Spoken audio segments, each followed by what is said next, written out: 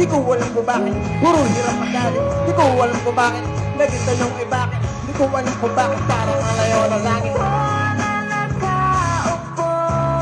Sing with me, ah! Subukan nyo naman tumayo at baka matanaw, at baka matanaw ninyo ang tunay na kalagayan ko. Tao mo, nandiyan po ba kayo sa loob ng malaking bahay at malawak na bakuran? Mataas sa pader, pinapagkikira, natakapin ang mga mamahal sa sakyan. Mga bantay na lagi puno ng bulong, wala na makasal pero marami ang nakabarong. Lumakas mo ng ulan, iwan ng putos ang bubong, mga batong kutsara na hindi kilala ang buto.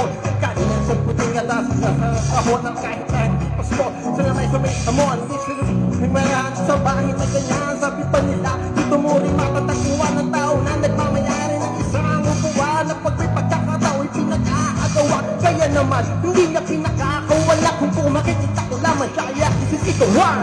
Wala nakaupo, subukan nyo naman tumayo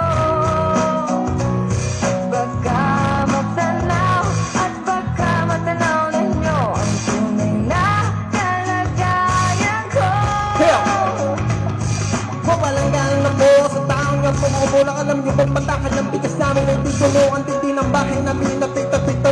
Pero sa gabi sobrang init at tumutunaw ng yelo na di kaya binihilo pang langit sa ilip. Pinakulong tuloy sa lumang tao rin uling-uling gamit ang pagkatong na inaros naman sa estero na nagsisilping kusina. Kaumaki ang banyo, aking ninay na may bigyang marang isang kusero na may nagabilot. Magang aking ama ay sumweldo pero tunay na kulang pa rin. Kulang na tuyo kasi ng 50 sa magkahapoy pagkakasyahin. Hindi ko alam ko talagang mataas ako nung nagbubulag-bulagan lamang po kayo. Kahit sa dami ng pera nyo, walang doktor na makakapagpalinaw ng mata nyo. Kaya Huwag kang masyadong halata.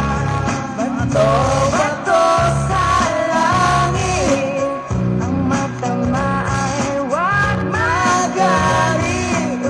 bato Sa langit, ang matamaan ay huwag masyadong halata. Di ko alam kung bakit, puro na napasakit. Di ko alam kung bakit, puro hirap magalit. Di ko alam kung bakit, naging tanong ay bakit. Di ko alam kung bakit, parang nalayaw na langit. Maraming salamat po. mas malakas na hiya